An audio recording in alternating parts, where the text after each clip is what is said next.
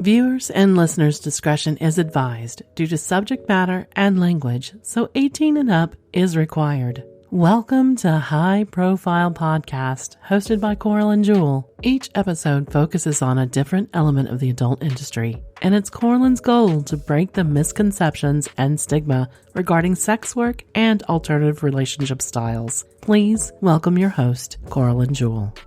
Great. Today, welcome back to another episode of High Profile Life Podcast with your hostess, Coral and Jewel. Today is interesting because we're going to figure out, as you guys know, technology and I are not friends. So we're going to figure out if I'm going to be able to edit this or if you're going to just see it double time. But if those of you are sitting in your cars and driving, I recommend that if you ever decide that you're going to want to go look at one of the YouTube videos where you can actually see what we're doing, this might be the one to go and take a look at. Because those of you that are sitting there and watching, if you look up at the screen, there is a head behind me and there is legs. They're not mine, okay? But you can see, watch this. Here we go. I'm going to be in between those legs later on. This is my guest that's on the show today, and I'm going to tell you guys a little bit about my guest in just a moment. But before we get started, I want to do my shout outs to Skyhawk After Dark Radio for having us on their network, and also my producer who's going to help me figure out how to edit these all together. We also have K97 FM Radio, Full Swap Radio. We're actually working with them to possibly take them on as a client with Outshine Team, which is my PR company. We are also on Apple iTunes and Spotify and Anchor and any place that you really do listen to your podcast. So I appreciate you guys listening. We also do have a Patreon page. However, we're having some issues with that. So if you guys want to support us, you can go to Anchor, you can go to Patreon, you can just come to me directly. Really, honestly, just stuff to help me cover the cost of this equipment. And that's why we have sponsors, and those are the deals for you guys. So if you go to my website, coralandjewel.com, and you can hit on partners, and you can get discounts on swinger websites such as Cassidy, Lifestyle Lounge, SDC. You guys can get the Love Hammer, okay, $10 off plus free shipping if you use the code word Jewel, Jewel. And of course, I've got toys on my website, and both of the websites now, because now I have another one, they link back and forth to each other. So if you go to highprofile.life, and you want to learn about anything going on with me or coaching or information in the adult industry, then you can click on Learn About Coral and it'll take you to Coral's page. And if you're over there and you want to learn about the podcast, boom, takes you over to the other page. So hopefully I'm making this easy for you guys. And what I'm doing is just being here to educate you and teach you that don't believe everything you hear at the time. Okay, so yesterday, I'll tell you guys the situation. Yesterday, I get this awful mean message from someone, she's livid with me, livid. And I don't even have any idea like what happened or who said what, but don't believe everything that you hear. If you guys hear something and it doesn't feel right, just ask. Communication. I always talk about communication. Don't go haywire, don't go crazy, don't go psycho that people think you're freaking nuts. Just communicate and talk to people and see if what you're hearing is actually true. So without further ado, I'm going to tell you guys all about my guest today. And if you guys look at the screen and when you hear my guest talk, it'll show you three different names. We have Bent Carrott, we have Fitzwell, and we have Claude Ballz, right? I think so. You'll get to see this. So you guys, welcome my guest. Which one am I going to call? I'm going to go by Bent because that's how we met first. So hi, darling. How are you today? Just ecstatic. I love the background. Oh my God, you guys. So we were trying to figure out how to do a screen with me on one side with my background and him on the other side. And we couldn't figure it out. So we just put him in the whole screen. Then I'm going to tell them a little bit about what I know about you, how we met. And then we're just going to go at it and kind of share the stories of, why I decided to bring you on the show. You found me on Fetlife, correct? Correct. And what made you find me? Was it a post I put somewhere or were you doing like a search? Where did you find me first? It was just the bio where you had the link to the podcast, and I figured, well, here's somebody else that is doing this, and I have my memoirs and so many adventures. You can't make this stuff up. You guys, you can't. So let me tell them how this happens. So he writes me and says, this is who I am. I have stories like you can't imagine, and I will give you my stories. He wants to put his stories into a movie or a book, a documentary, something like that. And so I said, okay, well, let me call you tomorrow, whatever, when I'm driving to work, because I sit in the car for an hour, and tell me some of your stories. You guys, these are hysterical. And the stories, you're going to find this very interesting because what I've learned is that during the era of would you call it the golden era of porn, right? Is that fair to say, Ben? Yeah? Yeah, I'd say so. Sure. So the golden era of porn, like when I had Sharon Mitchell as a guest, and when I was talking to Sean Elliott, and when I was talking to Howie Gordon, Richard Pachenka, and Eric Monti, Eric Edwards, they're teaching me all about 42nd Street and what it was like to work in the adult industry then with Plato's Retreat. And then you and I start talking, and you were on the complete opposite side. You were on Fetish, right? And Fetish was not illegal, correct? Correct. So there was no, as you said to me on the phone, there's no sucking, no fucking, right? Correct. Okay, so we're going to go to that in just a second. But so that's how we started talking, you guys. And then when we get into some of these stories of, what we've seen, what we heard about on the pornography side, and now we're going to learn about the fetish side. And you said the two really didn't cross really so much, right, Ben? Right. Okay. We stayed on our side of the fence, and they stayed on their side of the fence. It's very interesting. This is going to be so interesting because even here we are today, it's 2022, and I run a lifestyle club, and other people, run, BDSM clubs or kink clubs, and we've tried to mix and match and crossover, and it is difficult. It's a difficult cross. It's hard. Some people are able to do it, but other people it just doesn't work. I mean, we had a party where we had vendors inside, doing flogging demonstrations and stuff like that, and corsets and back, and outside was the pool. And we noticed all the swingers stayed in the pool, and all the couples that were interested in kink came inside to do the different demonstrations. And I couldn't get anybody to cross over. It was really interesting. So, all right, darling, let's get to your family life first. Where are you from? Where's born and raised?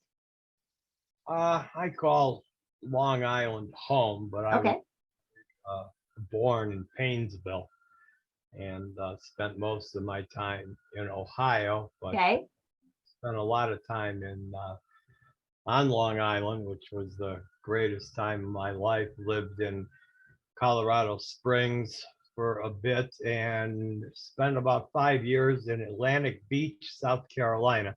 Oh, that's right. We talked about how you said that was affordable. So you and I kind of touched base on this. A lot of people have this misconception and the stigma that, somebody that gets involved in the adult industry as a pornography performer, they were sexually abused as a child, as a youngster, or somebody that likes to is in the BDSM world as a submissive, and getting, spanked or flogged or being told what to do. They were beaten as a child and stuff like that. They kind of have that, well, that's how you were raised. So you and I started to talk a little bit about your childhood. And you said it became a very, very strict child, like very good family, right? Very private good. School? Private parochial and private high school, yeah. Wow. Okay. And then did you graduate from high school? All boys high school and mixed parochial school, yeah. What's parochial school? Is that I didn't even know. Is that a religious school? Just a fancy word for a Catholic school. Catholic school. Okay.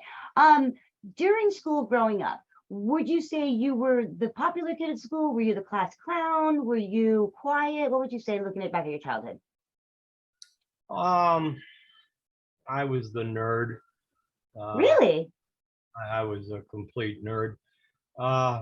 Always got the good grades. I remember we used to, the school was very competitive, even amongst the people in the class.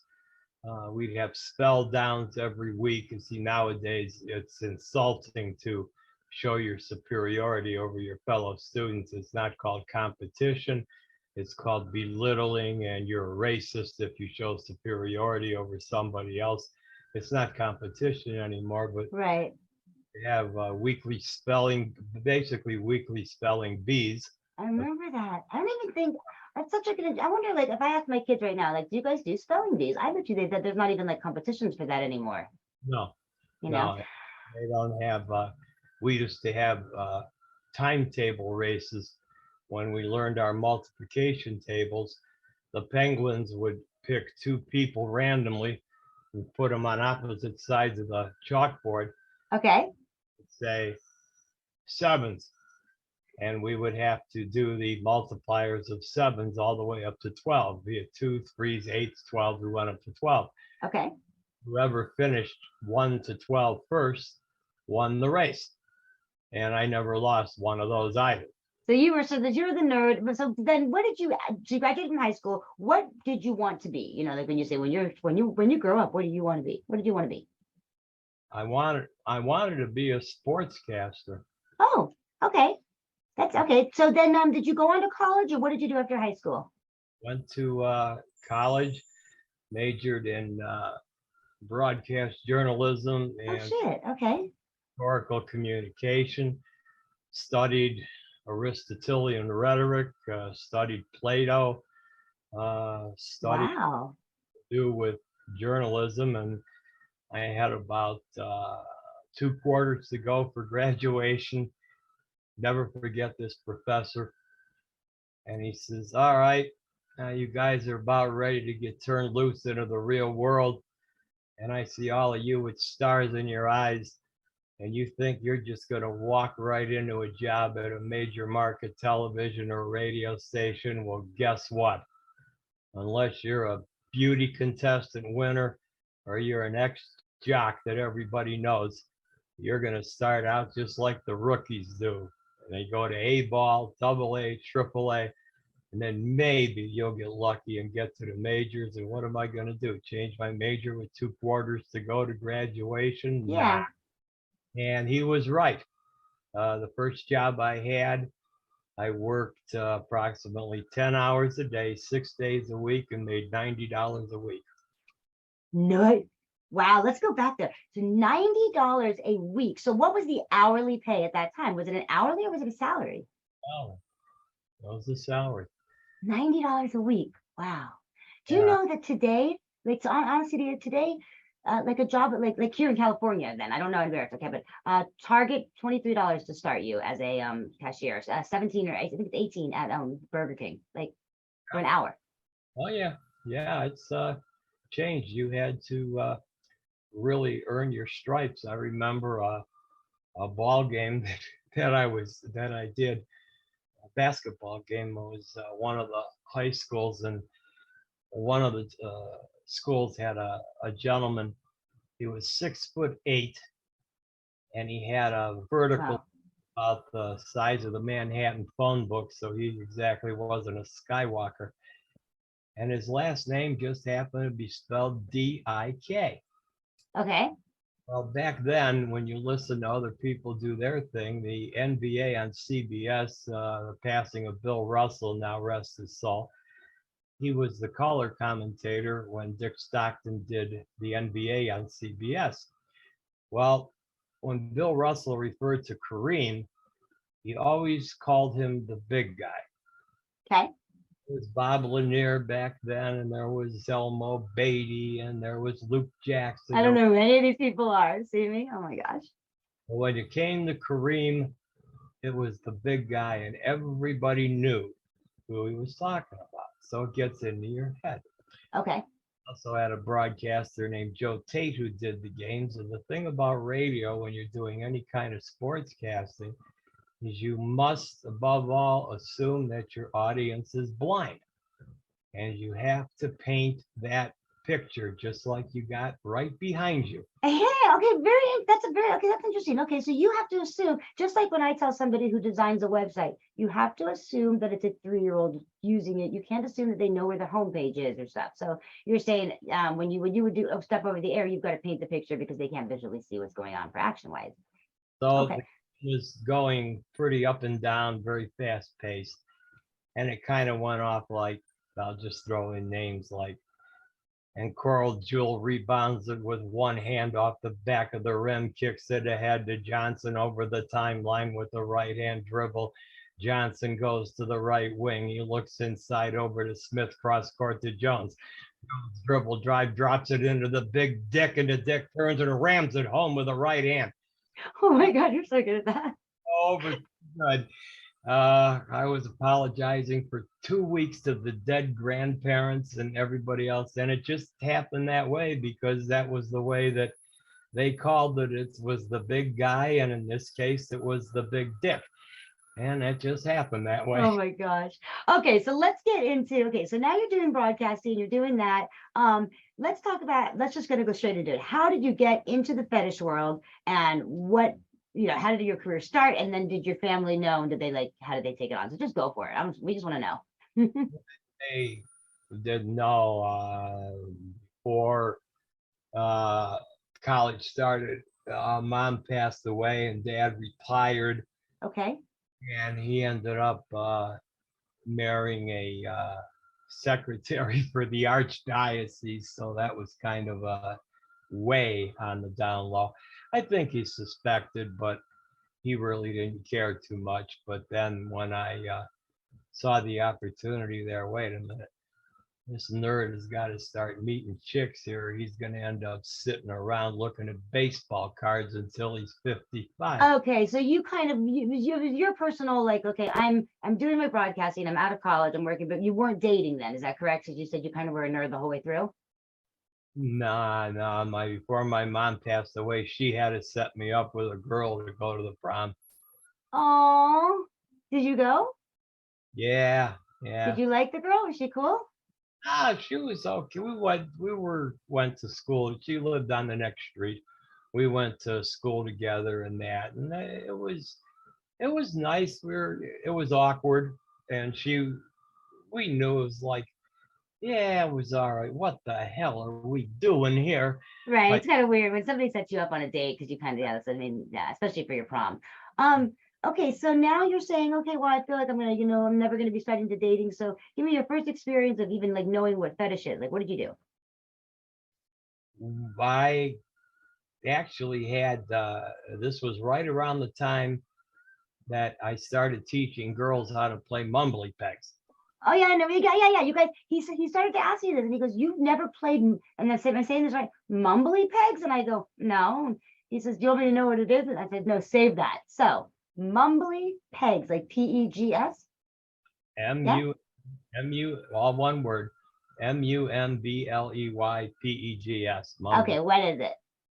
Well, you need a knife, a good knife, preferably a switchblade that has a good weight to it and a good blade, some good integrity. Okay. Otherwise, one of those closable hunting knives will work. Well, the idea is you have to stick it in the ground each time off basically all parts of your body, your fingers, your wrists, your elbow, your shoulders, your off the top of your shoe. Wait, hold on a second. You have to stick this knife where? But you take the point of the knife and just stick out your fingers, stick out your hand. Okay, I can't do it because I'm on this funny screen. I'll do it in front of my body. Okay, yes. You balance the handle. You have the point of the knife in the middle of your finger. Okay, so like flick the knife like this.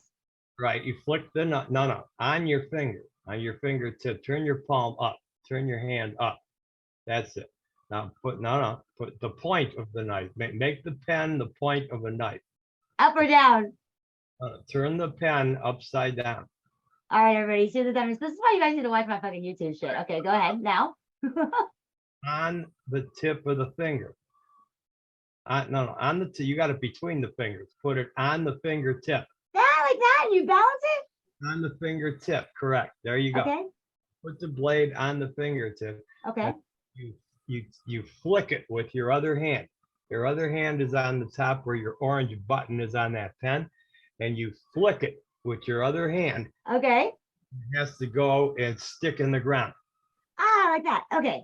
You do it with the other fingers all the way, and then you do the wrist, the elbow, the shoulder, and then you come around to the other side with the shoulder and the elbow and the wrist and all the fingers, etc. This is called mumbly pegs. This is a game you guys played? Oh, yeah.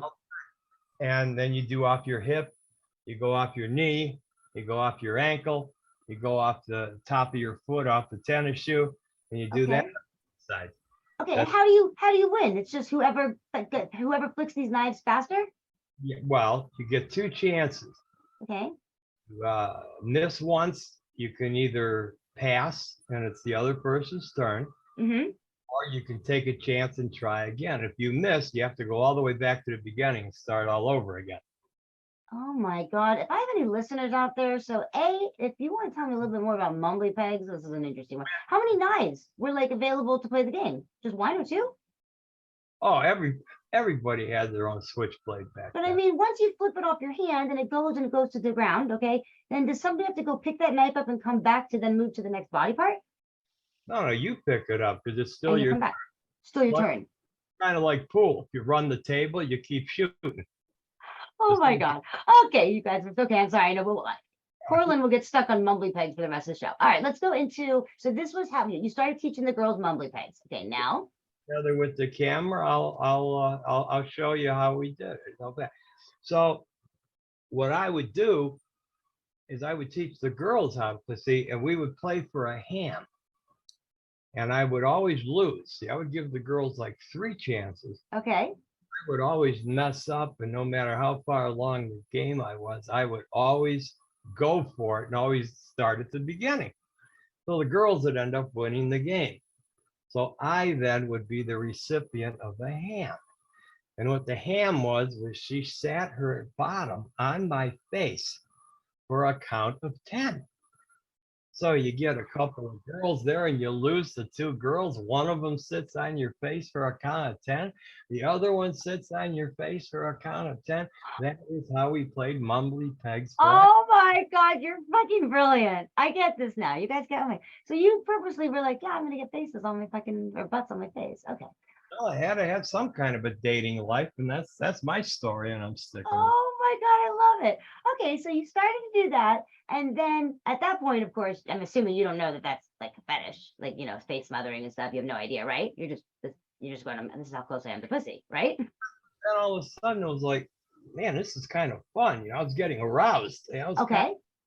kind of fun. And then 18 or so, about 18 and a half, I lost my virginity down in the park to this rather large girl. Her and I standing side by side looked like the number 10. Okay. And she was, boy, enormous. Just an incredible bottom. I mean, it's like she could take accordion lessons. Her chest was so big. Jump rope and get 2 black eyes. Oh my God. Took me into the woods on this path. She was no nonsense girl. Did you know her, by the way, or is this just a random person at the park? A random encounter in the park. No shit. Okay. Down the bike path. Takes me right into the woods, lays me down right on the bike path, and just goes to town. Huh. She has her way with me. I don't know what, you know, I'm traumatized, and I mean traumatized to this day when I think about it. Oh my God, because you're 18. How old was she? Oh, What do you think? 20 maybe. Okay, so she's not like it's like a 45-year-old woman that's taking you and throwing you down in the park. She's about your age. Just takes you and throws you down, and okay, and then has oh wow, keep going. And I'm going, you know, she said, what are you owling about? Owling, you know what? By hurting you? I'm a big girl now. I said, and so she was hurting me. And they're rolling around over there. These little pebbles off the bike path are going up my poop chute, man. They got damn little pebbles going up my ass, man, and that's no fun. Then I look up in the trees, and all of a sudden you got these squirrels. Okay. Got one squirrel. Then he goes and gets a couple of his buddies, and they're all sitting on the branch looking down and having a free show over there, and they're chewing on their acorns. I mean, it's like they're having a buffet, and it's a drive-in movie, and these damn squirrels. So you're losing your virginity, and all you're focused on is, oh my God, the squirrels are watching me in the tree. I got to do something, man. I'm looking straight up in the air, man. I was like, man, will this be over? For God's sakes, please end. So after that, we dated for about a year. But, oh, really? So that doesn't ask you. Was it was it just that the sex wasn't good because you had these pebbles everywhere, or like what would you say? Or just like was it weird?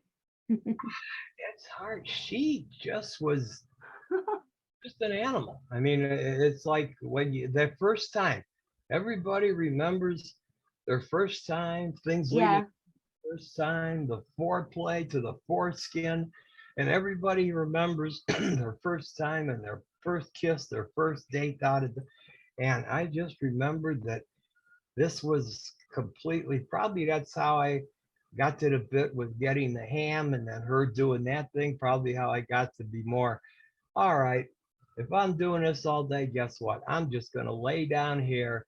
Just don't do the pebble shit. You go ahead and have your way with me, and I am down for it. Just you do the work. I'm cool. Okay, so there we go. So this is how you come to the, like, you know, the fact of this is kind of a turn on for me. And you said you dated her for a year, And so now you're like 19, 20 years old. Are you still doing broadcasting for work, or what are you doing at that time?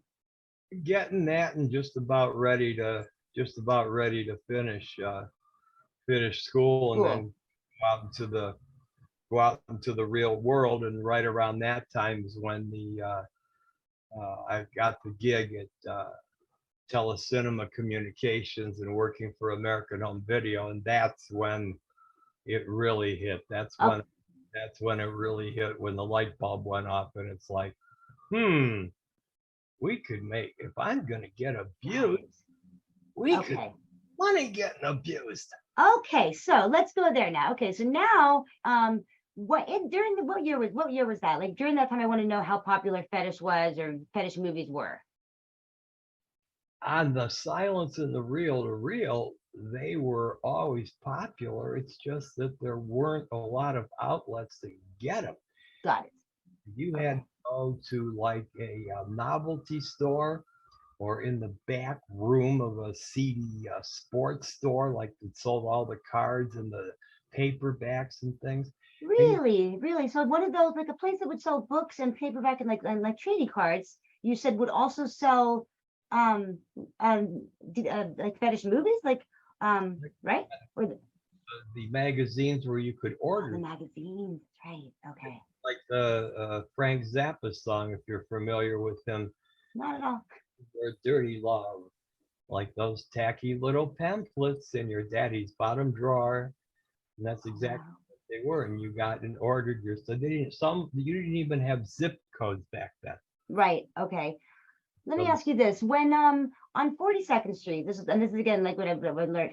They Eric, I remember Eric Edwards shared a story with me where he was walking. Actually, Sharon did too. Where they were walking down 42nd. He went, like one of those little the adult stores or the adult movie places where you could go see a movie and you could put money in the quarter to watch a movie. He said he looked. He goes, novelty. wow. He said it was the first time like he ever saw himself on screen and like went in there to go and watch his own movie. Did they do that for Fetish or no? Um, it all depends. Sometimes they had them. Most of the time they didn't. It depended on the clientele. The adult quarter, we call them quarter movie booths. Okay, quarter movie booths. Okay. And a lot of times, predominantly the gay establishment, they would use them for what they called their romp rooms. And specifically, you weren't allowed to have any more than one person in the booth. But that's one of those things where, the don't look, don't watch, don't tell. Yes, because that's what I was just about to say. I was going to get to the story about like Vice and stuff like that. So, Well, okay, so now we're kind of painting the picture. So you have gone from good education, growing up, private school, Catholic. You go on, you are working as a broadcaster. You've lost your virginity, and you're starting to realize that being kind of controlled is kind of a turn on to you, and that would then put you as a submissive. And so then, did you start performing in movies or directing? Like, how did we get into that? it wasn't my fault. That's the second time that this has happened. It happened to me yesterday too. You guys, I'm not even going to edit out yesterday's either. Screw it. We just have to figure that out. All right, let's go on. That's not my fault. What was your question? Oh, my question was, yeah. So you, I was saying that, so now you are realizing like you're getting into submissive stuff. And you said, okay, we can make money out of it. Did you say I'm going to make money out of it as a director, or did you go in as a performer? Or both? Anything that made money. It didn't really matter. In a lot Okay. of cases, I had to be everything, because there was not any submissive guys that understood the context of what it was to be a sub in a particular fetish movie. The one thing that you even see today, Yeah. the one that even just makes me shake my head. All these movies, and the poor girl is trying so hard. There's three things in fetish: what you say, what you do, and what you wear. Okay. And when you these girls that are trying like hell to get some kind of verbal response out of this dolt, and this idiot is just laying there getting pegged, blued, screwed, and tattooed, and all he's saying is, "Yes, mistress. No, mistress. Thank you, mistress. Thank you, miss." I mean, Jesus Christ Almighty! You're supposed You're supposed to squeal like a pig. You're supposed to tell her, "Oh, you make me feel like so dirty. I feel so sullied, like a whore. I feel like a virgin whore. Oh, it hurts. It hurts." The girl is trying so hard to elicit some kind of an Some kind interactive, of but just response. like when you have regular sex. You're back and you dirty bitch. I'm gonna ride that thing until it falls off, you You know what? filth. That's really good. That's a good analogy for it because it's true. I mean, if I'm having sex with somebody that's not in like, reciprocating back on verbally, or if if it feels good or you like it this way, then you call it, I call it fucking a get that fish. So same thing in the fetish world. If she's, pegging him and he's saying out, nothing, like no interaction, then it makes it boring, right? I mean, all he does is grunt. How Yeah. many times I've seen this, even with somebody's adorable, incredible TS's, lady boys, the new halves, everything else, and you see those girls plowing like they're out in the middle of a cornfield in Nebraska, and Let's they're blowing away in there, and this idiot, mm, uh, does uh, that, yeah, no interaction. That's you just brought that up, like TS stuff. Was that popular during your time of doing filming and doing, so you guys, so if you're not catching on yet, directing and performing, but in fetish, very, very different than performing in the pornography world back in during the golden era and stuff. So going back to like, did you guys perform with TS performers or anything like that, or not at the time? not then. It was still back in around 80 when I first broke in and things. Even your alternative and gay and lesbian and mixed dance clubs, they were still on the down low, and Got it. you didn't. There weren't anything close to an LBGTQ, anything like that. There Right, was that not. There was nothing out in the open. As a very matter of hidden. matter, What about like now, homosexual porn or gay porn or transsexual, that's like, if it's available, it's out there. At the time, was that just not even talked about or not even shown on film ever in pornography or fetish? yeah, I didn't come across any. It wasn't discussed any of the marquees like those big 8 and 16 millimeter silent films that Yeah. heard about, the reels that are about as big as a Dynaglass tire. Mm-hmm. They would run in the like at the Roxy Theater or any kind of a theater when burlesque was still in. Oh God, I wish they could bring back burlesque. What? Right. Anyway, uh, you just didn't have any of that. Your orgies were very popular. The girl on girl was always popular. So you Uh, see, so that was acceptable and popular, but the opposite, but men together was not seen or talked about at the time. unless you would get like a 2-on-1, 3-on-2, something, and accidentally on purpose, uh, the guys would knock balls or Right, we call it like swords crossing by mistake or something, right? yeah. Okay, so now let's go to here. So now you are, I'm going to assume, and tell me if I'm wrong, we are making a living in the fetish world as directing movies, right? Performing in movies. Is that correct? Did you do anything else financially to make money, or was that doing just fine? No, that was doing just fine because with the ball, I had the 3 strip bars too, and that That's kind of right, you guys. You were the manager or owner of them. manager. Okay, and Man, sorry to not realize this, but did your parents? You said that your mom had passed away and your dad remarried. Did your dad, at any given point when you are 21, 22, graduated from college and you're doing this, does he know that you're doing this at the time? not until I got into the strip bar management aspect of it, because that was pretty local and where he was still working before he retired. Okay. It was a bar on the side of town, which was probably 10 minutes away from where he worked at the foundry. And he got wind of it and he got over it, but it kind of hurt a little bit because we were talking and gotten a little bit of a discussion. And he called me a pimp. And that kind of Hmm. That because hurt it your feel. That was upsetting. And he was, called you a pimp because you were managing a strip club, right? was that And you said so he called you a pimp because you were managing a strip club, right? Nothing to do with the fetish world. Is that right? He didn't feel that you being involved with women taking their clothes off to make money, what he considered that a pimp. Is that correct?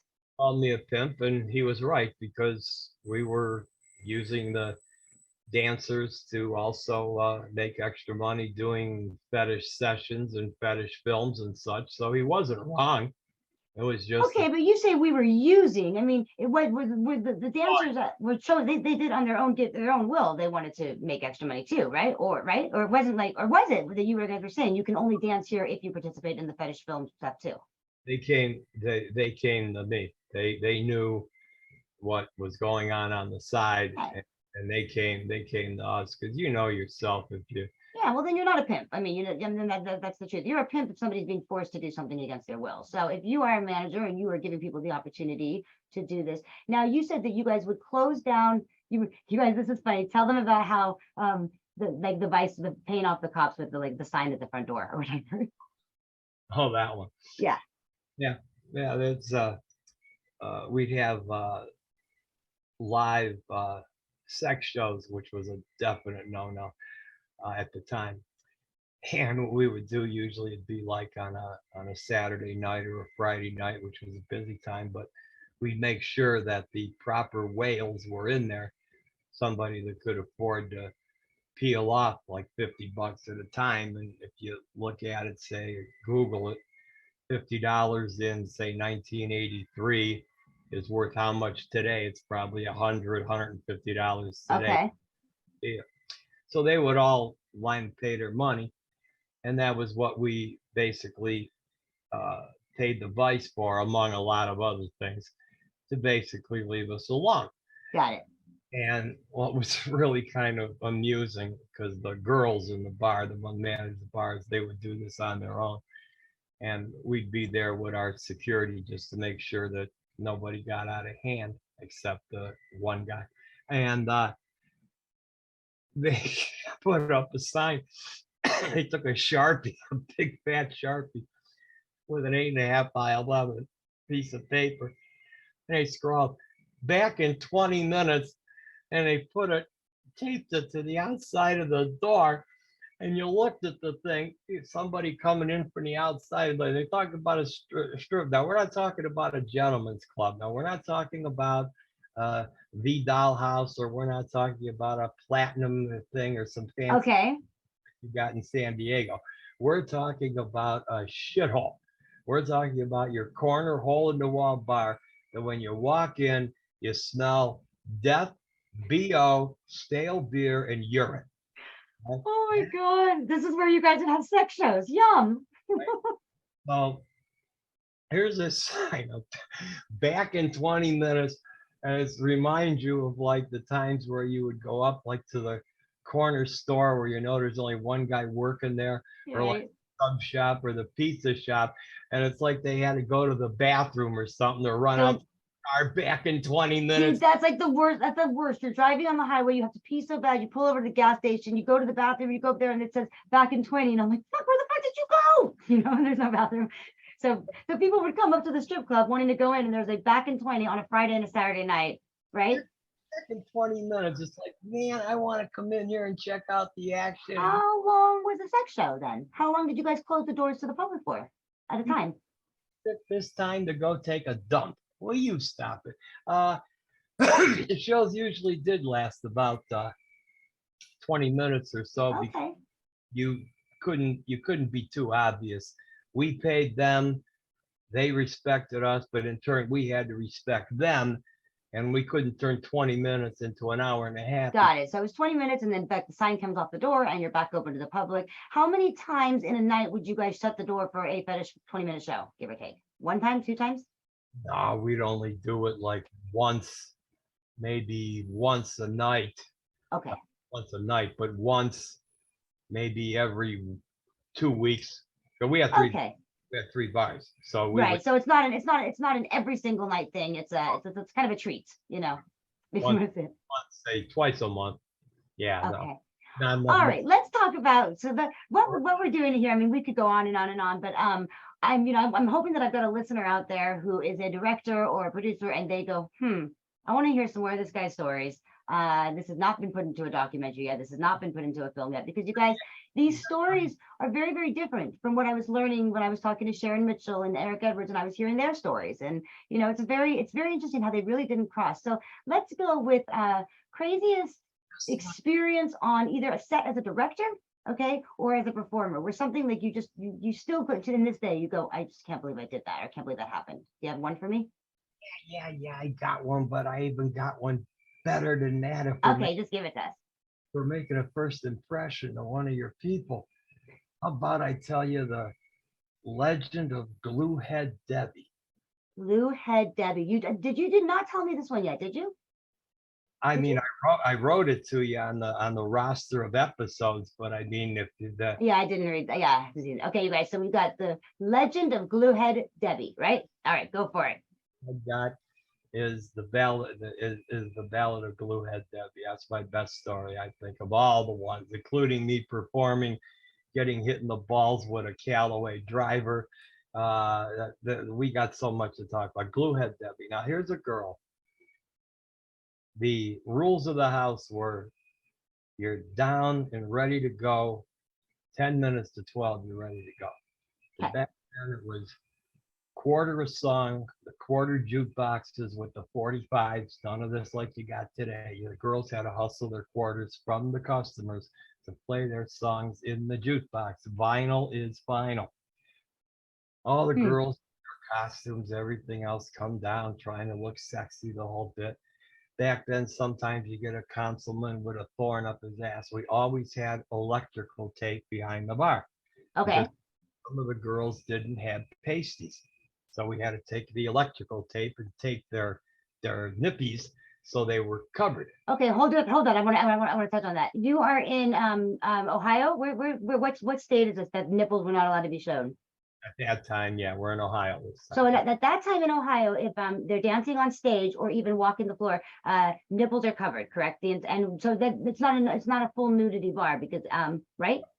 Right, because liquor is being served. The only and way. Is that, you guys, is this when you had told me about, and we're going to go back to your story, but this is when you taught me about how liquor at that time, you didn't get a liquor license, right? People brought their own liquor into the bar and then it was sold back to them? That wasn't my bar. That was bars down where Larry Flint had his got it. Hollywood. Okay. That was down in Butler County and in Morrow County. Okay, so this particular bar, your bar, you sold alcohol, there was a liquor license, and the women had to have their nipples covered, and if they didn't have pasties, then you guys had the electrical tape. Let's go from there. Learning. So everybody's ready to go, and about 5 minutes till 5, 4, 3, 2, 1. Door opens, and here she is. Only worked one day a week on either Thursday or Friday, depending on when her whales got paid. In walked Gluehead Debbie. Okay. All right. And she reeked. Now you figure August day like now, we're in the 90s. And here she comes in there reeking of Tester's airplane glue. Glue. Yeah, glue. That's why we call her Gluehead Debbie. Okay, you guys keep going. Let's go. Yep, glue. Okay. Right. She has a Millbrook bread bag sticking out of her back pocket. Now, in the Millbrook bread bag at the bottom of it, she has lined it with an entire tube of Tester's model airplane glue. So when she needs a hit, she just. Oh no! Shut the fuck up! No, wait! She's sniffing the glue. Sniffing the glue in the Millbrook bag. Yes. Why? I've never. It's a glue high. It's a glue high. Yeah. Oh my god! Like the glue, like an Elmer's glue, like we like kids, that kind of glue. You ever smell contact cement? That kind of glue. Cement, like they put on the right, contact cement, like they, right, you've seen. Yeah, I was imagining in my head like a kid's, like a white glue bottle with the the orange Elmer's, and you're sniffing the glue. Okay, so she's like sniffing this glue. Okay, all right. Yeah. Go. Okay. And she, right, okay, now she had a body that would make any girl that ever posed for Sports Illustrated look like an anorexic pig. Okay. But her face, that's why the bar was always dark and black lights. Her face looked like it caught on fire and they put it out with a wheelbarrow full of bricks. Oh my God. Okay. She was a goalie on a dart team, hadn't missed a game in 15 years. Right? Oh my God. Okay. Yes. She'd come walking in just her street clothes. She would go grab the quarters, put them in the jukebox, take off her t-shirt, drop her shorts or drop her jeans, whatever she was wearing, had on her bra and her panties, her white socks and her tennis shoes, and that's all she wore the whole time that she was dancing. Okay? Did she make good money? I was behind the bar, and this is why this is a legend. Okay. In one 7-hour shift, and she did this a lot, but one time I was behind the bar because Daffy Taffy was sick. We've got Gluehead Debbie and Daffy Taffy. Okay, keep going. 108 drinks in a 7-hour shift. She drank. She drank. Now She drank. Wait. So these guys would buy them for her, I'm assuming, right? Of course. And the way that they had to buy it for her was if you wanted to sit with Gluehead Debbie, Yeah. you had to start out with a triple double, 3 of them, right? Now that means that she gets 6 drinks right off the top. Jesus. Okay.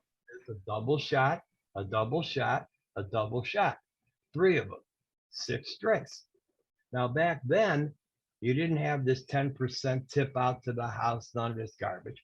The girl got a base salary plus commission on any drinks or champagne and stuff that they got. Okay. Now the champagne and booze, that's another episode because just like Sunoco, we would custom blend our liquor and smooth it out. And we saved the bars about $7,500 a year That's by right. the booze. You Okay. guys, he said, so you told me that. Okay, I'll stop you for 1 second. I had a question there. So we've got this girl. Wait, you just said something. Oh crap, we were talking about Gluehead. that's what I was gonna ask you. So I used to manage a strip club, and if guys would buy us shots, and we would do them because that was money for the bar. But there came a point where I would tell my manager she had some kind, or my bartender would get like a signal from me that I couldn't do any more shots, and so she had to fake it to water or whatever. Were the girls happen to have to do whatever drinks they were bought? Did they have to drink them, consume them? You're getting ahead of the story. I know, I'm just confused. Okay, let's keep going. Gluehead would have her favorites, and we're talking councilman. In fact, there was one guy who was one of her favorites. He did 18 months in the penitentiary because the money that he embezzled from the county general fund, he was using most of it on Gluehead Debbie. Oh my God. So what happened is that they would come in and they would be seated. We had a horseshoe bar. Okay. So Daffy Taffy, when she was working, we'd seat one whale on one side of the horseshoe, one whale in the middle part of the horseshoe, and then the other whale on the other side of the horseshoe. Got it. You come in, boom, there's $15 because then $2.50 a drink back then for the girls.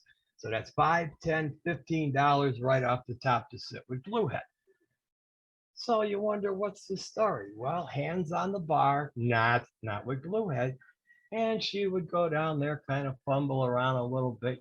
She'd get out there, wazoo her, and she'd give him a little, then she would take the shot, run to the other guy, give him a hi, how are you? How's things? Yeah, it's pretty hot out there. Yeah, I know I smell funny today, but let's see what you got there. A little bit that up the shot and around the corner she went. So it goes around and around again to the 2. And then finally she comes to the 3rd drink where it's time for the happy ending on 1, number 2, 3. And there you go. There's 2, 4, 6, 12, 18 drinks just like that. So you can see that it wasn't and they were all water because they came out of the vodka bottle and they all were water. Got it. Every one of them, and that's how she got 108 drinks in a 7-hour shift. And see, that was my question. See, I am smart. You see, you know that story. So the question though, Gluehead Debbie. Okay. Gluehead Debbie. Every single time that she worked, when she did come in, did she always smell like glue and have this glue? Always? Absolutely. Oh, yeah, absolutely, Was that man. a big thing? Was that a big thing with better people too? Back then, Yeah. it was contact cement and airplane glue. Uh, Hmm. Cocaine wasn't really that big of a deal until we got into the about early to mid '80s, the Studio 54 thing, and the staying alive type thing with the big That's when that drug became more prevalent, right? In the scene. more of the purple microdot, your yellow jackets, your pink footballs. I don't even know what any of that is. What is that? Are those like ecstasy pills? Like, No, it's just speed, diet pills, speed, things of that nature. really? Wow. And Okay.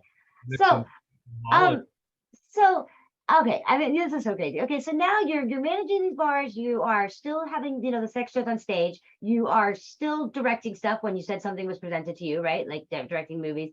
Are you? When did you stop performing? Like, what can you remember your last performance? Yeah, that was right about in Brooklyn when we went to Bizarre Video and shot a weekend of movies down at Bizarre. That was about the end of it. Yeah. What year was that? The let's see, Like, that'd be about 1988. oh wow, I thought it was gonna be later. Okay, so when you said bizarre videos, so bizarre videos was that what would you compare that to today? Like, I mean, was that a Wicked Productions? Did they only do fetish, or did they also did they do pornography as well?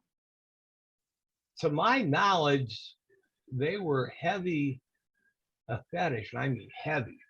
We did.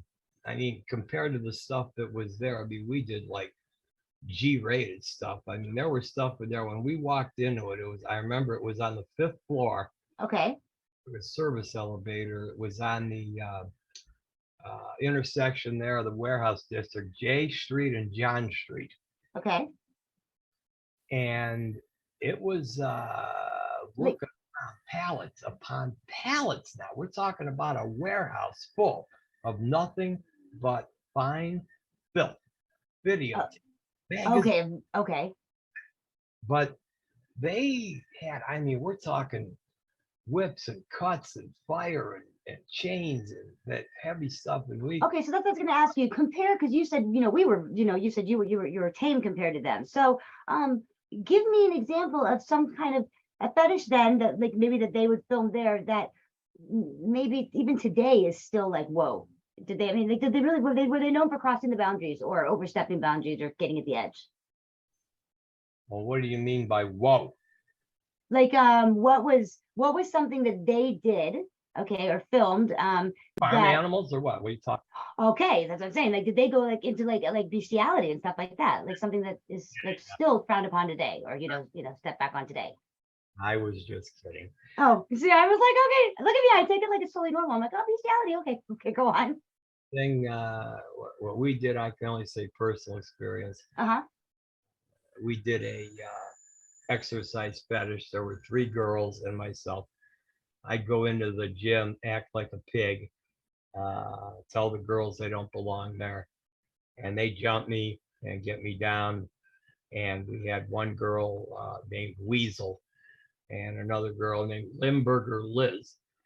Now, Liz was kind of a trip. Nice girl, good, big, roomy bottom, man, a perfect bottom. She's the kind of girl that when she sat on your face, you couldn't hear the doorbell when the pizza man came with the delivery. I mean, that was a bottom now, right? Okay. Problem was, man, she always had that butt cheese, right? I mean, I don't know if she had some kind of a deal with some dairy farmer up in with. Oh my God. She always had this butt cheese, right? So she's sitting on my face. And all of a sudden, man, Weasel picks up this Callaway driver and she just whacks me right in the balls. Oh, okay. Spur of the moment, bro. We don't have script for this stuff. You know that. Yeah, no scripts. Go with the flow. They just whacks me right in the gurn.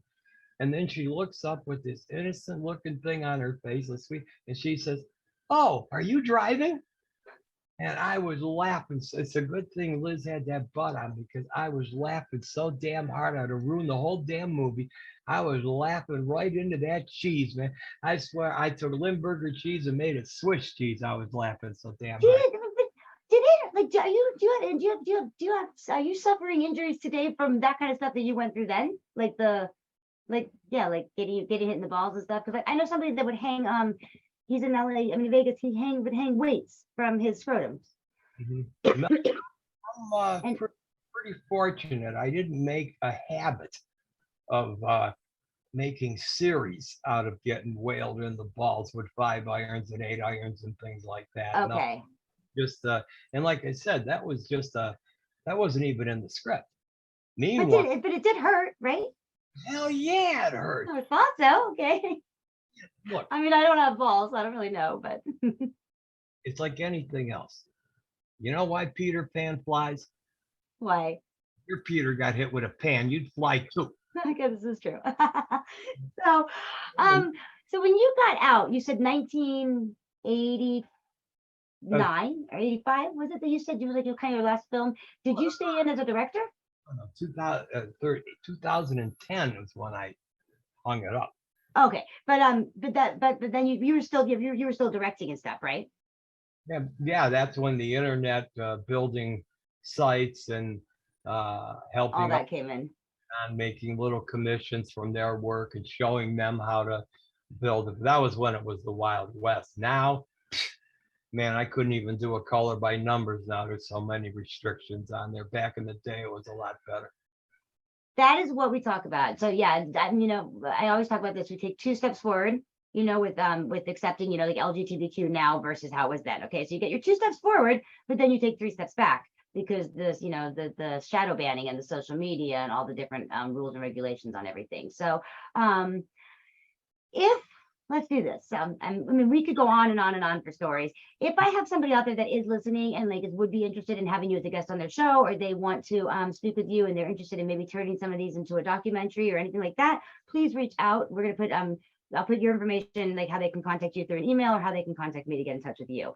But let's end with this. I want to know, I had so many questions. I told you we talked to forever. I want to know if you could have done one thing different. Okay, one thing would have been different in your career working in fetish. What would it have been? Is that a hard question? Yeah, because it's or something, maybe something in your career that you went. If you look back now, you go, I should have done it this way, and it maybe would have left this outcome. It's hard. Yeah, it is. I probably would have maybe concentrated a little bit more on maybe trying for the ideal situation that you read about very, very rarely, but it happens, where you actually have a partner. Doesn't have to be a marriage. Mm-hmm. Actually have a partner that is into what you're into. You trust each other, and let's face it, behind every beautiful woman, there's a beautiful behind. Mm-hmm. It would be such a great thing to be able to find someone that could share in the risks, the rewards, the wealth, the fun. So a partner, a partner, like you have couples that work in the industry together as a partner. So a partner that would have been in the fetish world with you as your partner the whole way through, right? It's not like you go to, I go to South Carolina for 5 or 6 years. I would spend 8 months down at South Carolina, down there at Barefoot Landing, and live at Atlantic Beach down there, right? So I'd rent a dancer for the day, say whatever, show her off just for ego. Right? I'd take her down around Landy, show her off, and old guy and his wife, you filthy man, you dirty man. Old man like you walking around with such a young, pretty girl. You should be ashamed of yourself. Why didn't you wait till at least she got out of school? And I looked at her and I said, lady, I did. I waited until 3:30. You're crazy. You're crazy. But that's it's interesting. So, and I agree with that. Like, what if I say, if I look back, like on me, I really wish that I had kind of had a financial advisor to help me with putting money to invest, because when Mm. you're making good money in the industry, or like you were, you don't actually visualize that that might stop. And for us, it did. It Hmm. definitely did. Okay. Last question. And then we are done for the day. I want you to give some advice. I've got somebody listening out there. His fetish is to be submissive. He gets turned on being, a pay pig, or a submissive, cuckold or whatever. But he will not tell anybody. He's embarrassed. He's shy. He's holding that's his thing, and he feels like the judgment. What would you say to him? He's on the line now. No, if he was. So, if advice to somebody who's listening and going, I wish I could just be comfortable with being, saying, yeah, I'm a submissive, or yeah, I'm a cuck, or whatever, but they keep it a secret because they're embarrassed of judgment. Yeah, it's tough, and it works both ways. There's so many girls out there. They're the same thing. They're sub or dom or in between, and they express themselves like, I wish I could find somebody. Mm-hmm. When you finally do, it's like, ah, you always run the railroad tracks in the wrong direction. I would say that getting into a community that you feel safe in, a munch, your area. Don't be afraid to travel, because in most cases you're going to have to go to a bigger city to find enough people that are going to have these kinds of gatherings and things. And unfortunately, they've degenerated from my time. These lunches and events these days now, they're also territorial. You go in there, like all the couples and people that know each other, they're in one side. The newbie girls, or girls that are obviously ready for the vultures, they swoop on them. Guys, they can't get headway with anybody, because Yeah. everybody wants to show, I own her. I own this one. I own that one. And it's a little tough. You get the swingers, the Fetlife, it's hard. It's such a, let's put it this way. Yeah, I'll be honest with you. You have Yeah. better chance or equal chance of hitting the Powerball that you do of actually finding that ideal girl to do your sub or the cuck or this or that or the other. Because a lot of them you see, they're all quote unquote pros. What really makes me laugh is you read about some 18 to 30-year-old punk Mm-hmm. says she's a fine dom, or she's an experienced dominant, or some guy that says he's a master or a daddy. Mm-hmm. The living, you ain't even gotten out of your diapers yet, for God's sakes. And you're saying that you got the experience and you're old enough to give one of these girls what they want? Yeah, that's very good, because we say that that's 100% true. I mean, when somebody comes to my swingers club and they're 23 or 24 years old, you're not old enough to make this decision, in my opinion. You're not strong enough in that marriage with your partner, or boyfriend relationship with your partner, to jump into this world where you're getting into this. So you're right. I mean, you are not 25-year-old femdom. You're not experienced enough yet to be in that. Whole new world. This is our world. This is our world, not the vanilla world. Mm-hmm. Not where you wait for the bus with a fanny pack on. This is our world, and it's totally, totally different here. You know, But you're that was good advice though. So somebody who is listening, and I didn't even think about that. The advice is go and find the communities in your area or travel that accept you and welcome you for who you are, for being a submissive, for being a couple, whatever it is. I always say this: whatever your fetish is, your kink is, your fantasy, if it's not illegal and you're not hurting anybody, then experience it. And if somebody doesn't fucking like it, then that's not your problem. Turn the other way, not the problem. So that's my advice. I always just say, but I mean, it's a lot easier said than done. It's like when I tell people, so if you go to a swingers event and you run into a coworker, well, guess what? They're there too, but easier said than done. Sometimes people would prefer to sweep it and under the rug and look the other way, right? cows alone. Say that again. Those cows alone, for God's sakes, man. Let them do their thing with their methane, for God's sakes, man. Leave them cows alone. Exactly. I love it. I love it. Well, listen, darling, what an absolute pleasure having you on the show. And I know we just like barely even touched on some of these, so I'll definitely bring you back. But again, if I have somebody that's listening out there, what would be, if I've got someone that's listening and they say they want to have you on their show, or they would be interested in maybe directing or something with your stories, what's the best way, easiest way for them to reach you without giving your phone number online? Because this is like going to go on the air. think it would be entirely proper unless you're too busy. I think it'd be entirely Just go through me. protocol that they should go through you. Okay.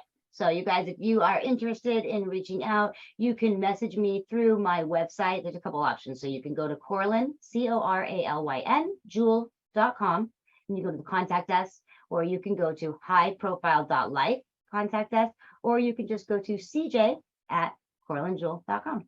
Those are some ways to reach out to me. And for those of you also that know, I was promoted to public relations for Outshine Team. So that is not just the adult industry. I actually have just taken on some authors and a swingers club and an adult performer that's making her comeback. Miss Sasha Braubuster is coming back 232 pounds lighter. So she was a BBW performer and was the highest paid African-American performer back in her era. She'll be coming back and she's represented by us. And besides that, darling, words of wisdom, last thing to say to everybody before we let you go. What would you say? I'd say if you got some hotties that are making a comeback, hey, just get me out there some way, somehow, man, and I'll try to make a comeback too. Because it's like, how can you make a comeback when you haven't been anywhere yet? Well, I've been everywhere almost, and everywhere. Hell, man, the way you're talking, man, maybe I could get the old flag raising just one last time. I don't know if I can, but boy, I'd sure give it a try. I bet you could. I bet you could. Nowadays with everything, I bet you could. Still wank. You can? Yeah? Wank. I love it. Darling, it was an absolute pleasure having you on the show. It was a pleasure meeting you and having you reach out to me. And we will definitely see what we hear from here. This will air in 1 week. And thank you again for coming. Did you have a good time? I'll tell you what, this was more fun than Michael Jackson in Boys Town. It really was. You're a doll, baby. You guys, thank you so much for listening to the High Profile Podcast. Tune in next time. My guest that I was supposed to have right after canceled, but might be coming on, so we shall see. I'll always come up with something creative. And remember, live your life for you. You only have one life to live. It's yours. Live it your way. Thanks again, darling. Have a great day, everybody. Bye-bye. Thank you so much for being here. Coralyn Jewel is the international best-selling author, certified master sexologist, relationship coach, swing club owner, adult performer, motivational speaker, and so much more. The list is endless. She has over 15 years of experience in the adult industry, bringing a wealth of knowledge and hands-on experience. Make sure to follow High Profile Life on Twitter @HighProfilePod, Instagram and Facebook, highprofile.life, podcast and patron, Coralyn.Jewel.